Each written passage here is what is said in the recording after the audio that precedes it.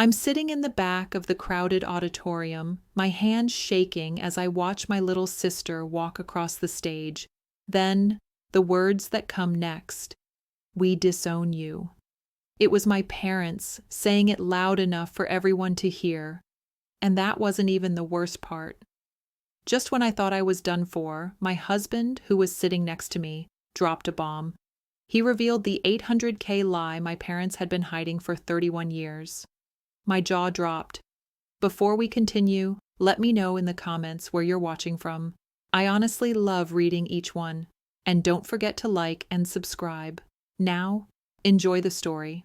Hi, my name's Clara, and honestly, up until today, my life felt normal. I'm 34, married to Ben for 10 years, and we've lived in the same small town in Maine my whole life. I'm the oldest of three. My sister Liza is the baby of the family. I work from home as a graphic designer, which means my schedule's pretty flexible. Ben? He works as a tech consultant, so he's out of the house a lot. We make it work, though. We've always been close, Ben, Liza, and me, but looking back now, there were cracks in that dynamic, things I couldn't see before. It wasn't until Liza graduated from college that I started noticing them. My parents were over the moon about her graduation. They always made a big deal about her accomplishments. Rightfully so, she worked hard for them. But no matter how proud they were of Liza, they never seemed to notice me. The things I'd done for the family, the sacrifices I'd made. It was like they thought I didn't need anything, that I was just the responsible one. I hated it, but it was what it was. When Liza's graduation day finally came, I should have known something was off. They were so focused on her, it hit me harder than I expected. But I was busy trying to act like it didn't bother me. Then, Ben, he noticed everything. He always did. He could see when something was wrong, even when I couldn't. That day, he kept asking me, "Clara, are you okay? Something feels off about your parents." But I kept brushing it off, thinking it was just nerves about the ceremony. It wasn't. Something was seriously wrong. Right in the middle of Liza's speech, while the crowd was clapping and cheering, my parents turned to me, right there in front of everyone, and said, loud enough for the whole room to hear, "We disown you." It was like everything froze. The applause faded. The sound of people's voices, their laughter, it all went silent. I couldn't believe it. All I could do was stare at them, my heart pounding. Ben saw it too. His face. He was furious.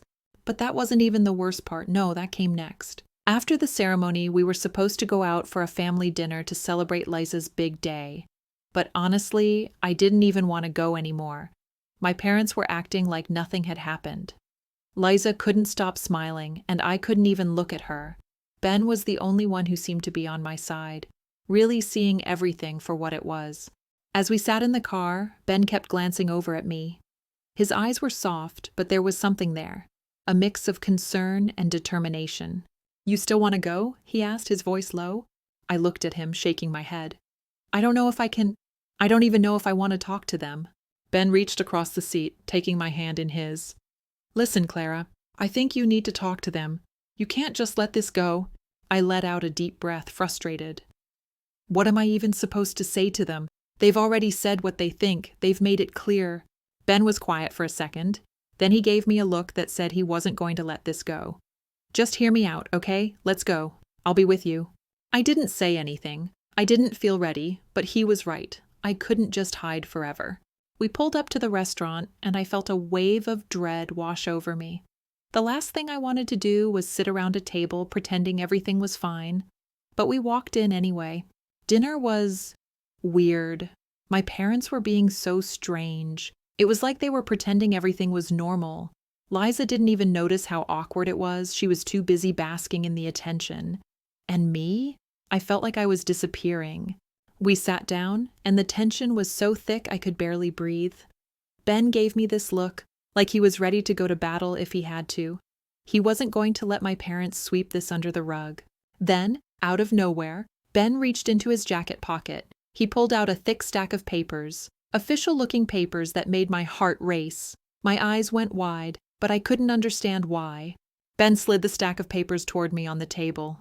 "You need to see this," he said, his voice steady but firm. My eyes flickered to the papers, then back to him. What is this? They've been hiding this from you, he said, keeping his voice low so my parents couldn't hear. It's $800K. Wait, what? I gasped, my mind racing.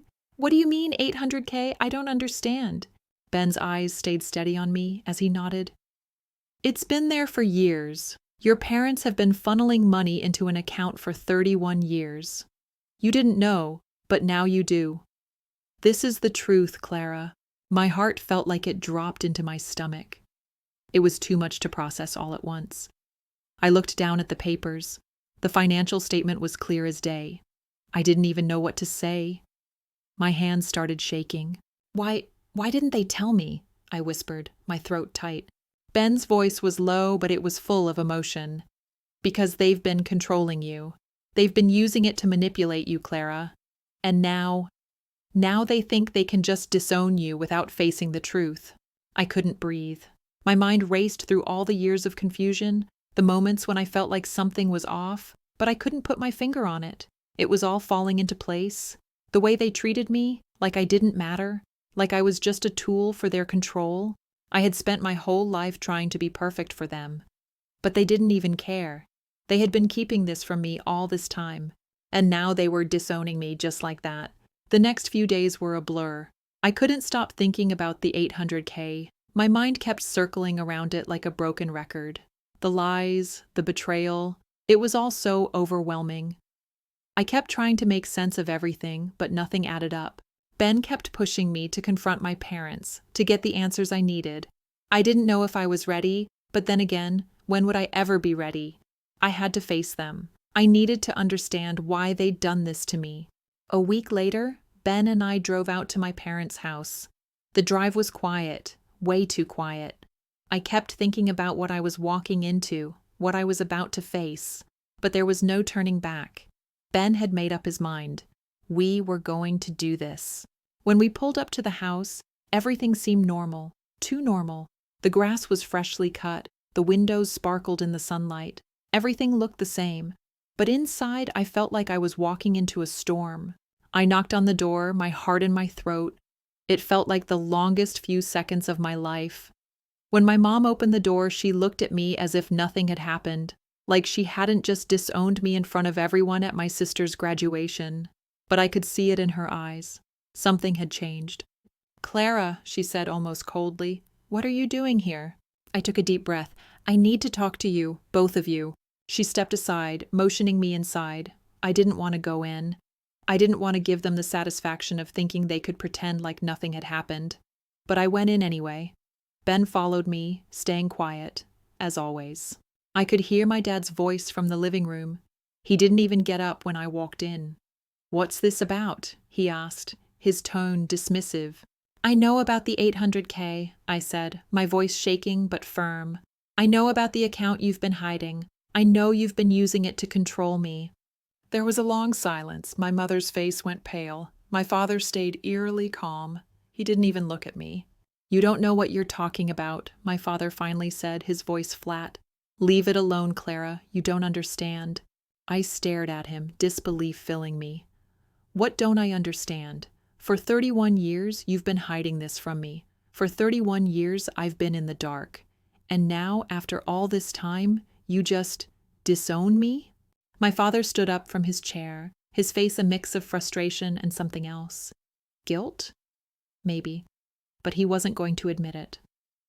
"We did this for you," he said, his words sharp, defensive. "We didn't want to burden you with it. We thought we were doing what was best." "For me?" I laughed bitterly. "You thought keeping me in the dark was what was best for me? You think that disowning me on Liza's graduation day is what's best?" There was a crack in my mother's voice when she spoke next. "You don't understand, Clara," she said softly, almost pleading. "We were trying to protect you. We thought we were doing the right thing." I shook my head, my chest tight. Protect me? By lying to me? By keeping secrets from me for my whole life? Ben stood up, his voice cutting through the tension like a knife. "It's over. It's time for you to tell her everything." My mother's eyes flickered. I could see the guilt now, just a flash, like a shadow passing across her face. But then it was gone. She looked down, avoiding my gaze. My father clenched his jaw, standing stiffly. You don't know what you're talking about. It's none of your business anymore. We've made our decision. But the damage was already done. I didn't need their explanations. I didn't need them to tell me why they'd done it. I already knew. It was about control. They never trusted me. They never believed in me. And that's why they kept me in the dark. But there was something else I didn't expect. The final betrayal that shattered everything. Liza knew, I said, my voice trembling as the truth hit me like a freight train. Liza knew about the money. She helped you keep it from me, didn't she? My parents exchanged a look, one I couldn't quite place. My father didn't respond, but my mother's face went pale again. Liza, my little sister, the one I had always thought was innocent, had known. She'd been part of it all along. I looked over at my mom. You didn't just do this to me, I whispered. You did this with her help. She's been part of this for years. The silence in the room was suffocating. My sister wasn't the sweet, innocent girl I'd always thought she was. She was a part of this twisted game, a part of the lies. I turned to Ben, who had been standing quietly by my side the whole time. His hand rested on my shoulder, offering the only comfort I had left in that moment. I took a step back. I can't do this anymore. I'm done, I said, my voice breaking. I'm done with all of it. Ben nodded, pulling me gently to him. You don't need them, Clara. You've got me. You've always had me. I looked at my parents one last time. There was nothing left to say. They didn't deserve my words anymore. They didn't deserve my time. I turned my back on them and I walked out. The following days after I left my parents' house were a mix of numbness and raw emotion. I didn't know how to feel, so many questions swirling around in my head, unanswered. But what I did know was that I couldn't go back, not after what I had learned. My whole life had just been turned upside down, and the only thing that kept me grounded was Ben. Ben, who had always been the steady hand I could rely on. The one who helped me put the pieces together. The one who believed in me when no one else did. He didn't need the $800K, and neither did I. What mattered was the truth, the years of lies and the control my parents had exerted over me, whether I saw it or not. I spent the next few days trying to piece my life back together. I didn't go to work. I didn't answer calls. I just needed time. I wasn't ready to deal with Liza, or my parents, or the world, but Ben wouldn't let me stay in hiding for long. He knew I needed to confront it all, and so, after a few days of isolation, we made the decision to go back. This time, it wasn't for answers. It was for closure. I wasn't sure what I was expecting when we drove to my parents' house again. A confrontation? Maybe? A final attempt at reconciliation? Who knew? But one thing was for sure. I wasn't going to walk away the same way I had before. This time, I needed to stand up for myself. When we pulled up to their house, nothing had changed. The grass was still neatly trimmed, the paint still fresh, everything still looked perfect from the outside. But I wasn't fooled anymore. The picture-perfect exterior hid the ugly truth inside. I knocked on the door, but this time I didn't wait for them to let me in. I walked straight in. My parents were sitting in the living room, my mom with her usual strained smile, my dad with his impassive expression. But there was something different about them, an unease, a tension. They knew why I was here. They knew I wasn't just coming to listen to more of their excuses. I didn't waste any time. I want to know everything, I said, my voice steady but firm. I want the whole truth. Why did you do this to me? For 31 years you've been lying to me, controlling me with this money. What was it all for? My father shifted in his chair, his eyes narrowing. Clara, you don't understand, he said, his voice cold. We did it because we thought we were helping you. You were always the responsible one, the one we didn't have to worry about. Helping me? I repeated, incredulous. By keeping secrets? By hiding something this big from me? You didn't think I deserved to know? You thought I couldn't handle it? My mother looked down, her hands twisting together in her lap. She didn't speak, but the guilt in her eyes was enough. My father, on the other hand, seemed ready to argue again. You never needed help, Clara. That's what you don't get, he said, his tone bitter now. You've always been so perfect. You didn't need us. We did this for your own good." "For my own good?" I laughed, but it was bitter and hollow. "You think controlling my life for 31 years is for my own good? You think disowning me is for my own good?" The silence between us stretched for what felt like an eternity. I saw my mother's lips tremble as though she might speak, but she didn't. My father just stared at me, his face unreadable. "You were never going to get it, Clara," my father said, his voice quiet now. "You were always the independent one. We thought if we kept this from you, if we controlled you, you'd make the right decisions. We were just trying to protect you from yourself." "Protect me?" I repeated, the words burning in my throat. "By controlling me? By keeping me in the dark? That's not protection, Dad. That's manipulation." The room felt like it was closing in on me. Every word I said, every accusation I threw at them made the walls feel smaller, tighter. It was suffocating. "You're right, Clara," my mom finally spoke, her voice barely above a whisper. "We made mistakes. We thought we were doing the right thing, but we were wrong. We should have trusted you more." But it wasn't enough. It wasn't enough to undo the damage, the years of manipulation, the lies, the secrets. No apology could fix it. No, "I'm sorry" could heal the years of hurt. Then, just when I thought I had heard everything, when I thought I had all the answers, the biggest revelation of all came crashing down. "I never wanted any of this," my mom said, her voice cracking with emotion. "I didn't want to be part of this. But your father, he was always in control. He pushed me to do it. He pushed me to hide everything from you." I felt a cold chill run down my spine. "What do you mean?" I asked, my voice shaking. "What are you saying?" My father's eyes flashed with anger. "Don't listen to her. She doesn't know what she's talking about." But my mother's words were out now, and they couldn't be taken back. "It was him, Clara. He made the decisions. He kept the secrets. He used the money to control everything. Your life, your choices, everything." For a moment I couldn't breathe. The man I had looked up to, the one I had trusted my whole life, was nothing more than a manipulative liar. He had used my mother, used me, used Liza to keep control over everything. All the while, I had believed I was in control of my own life. My whole world felt like it was crashing down, piece by piece. The betrayal from my father, it cut deeper than anything else. But as painful as it was also the final piece of the puzzle. I could see everything clearly now. The lies, the manipulation, the control. It was all part of the same twisted game they'd been playing for years. And that's when I realized it didn't matter anymore. I didn't need their approval. I didn't need their lies. All I needed was to walk away, for good. Ben took my hand and we left. We didn't say anything else. There was nothing left to say. It's funny how a single moment can change everything. Walking out of that house, with the weight of all those revelations still hanging heavy in the air, I thought about how far I had come. Not just physically, but mentally, emotionally. My whole life had been defined by my family's choices and their control, but now it was up to me to make the next move. Ben and I didn't talk much on the drive home. We didn't need to. He could feel what I was feeling. He knew what I was thinking, and honestly, I think he was just waiting for me to process it all. The silence wasn't uncomfortable.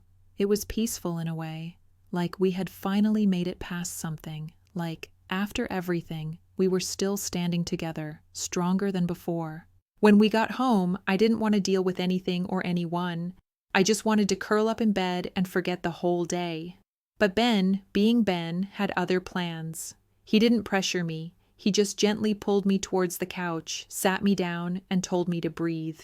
"Clara," he started, his voice calm and steady, "you don't have to carry this alone." I looked at him, and for the first time in days, I felt something shift. It wasn't relief or anger. It was clarity. For so long, I had been tangled in my parents' web. But now I saw the threads that held me in place. I saw how much power they had taken from me, and how much I had given them.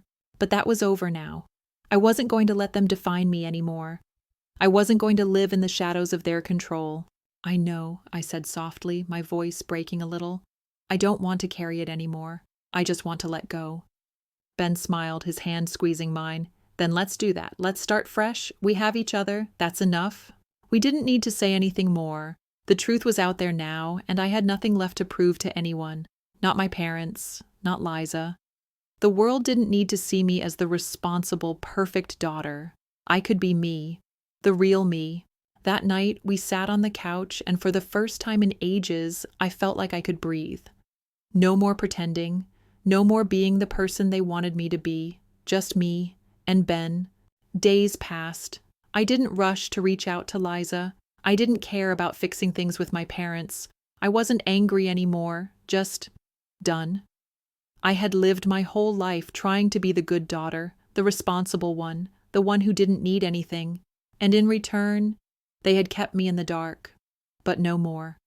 I wasn't going to chase after a family that didn't want me.